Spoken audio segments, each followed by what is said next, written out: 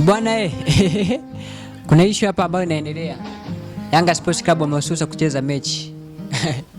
Wameenda Mambele kuweza kutafuta haki. Wenyewe wamesema wacheze mechi. Wanataka point 3 za bure.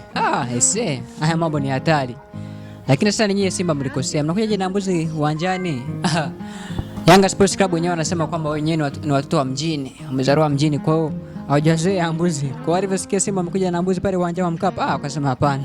Hapa lazima tukimbie. Hatuwezi tukacheza mechi. Hatuwezi tukacheza na watu ambao wanakuja na mbuzi uwanjani. Sisi hatujazoea mbuzi. Kwa hiyo Young Africans wakasema hapana.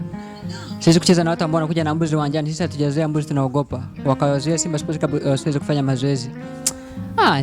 Alafu pia Yanga wakasema kwamba Simba Sports Club walikuja na wazee. Lakini sasa na sisi Yanga tunakosea. Eti sisi Yanga. Lakini Yanga hapana, mimi sio Yanga. Mimi ni Azam FC. Mimi ni Tabora United. Na sisi Yanga tunakosea bwana. Sisi Yanga ni timu ya wananchi. Maana yake wananchi kuna wazee, kuna watoto, kuna watu gani? Hata sisi wananchi kweli wazee umo. Alafu tunaogopa tena wazee. Sisi Yanga tulikosea.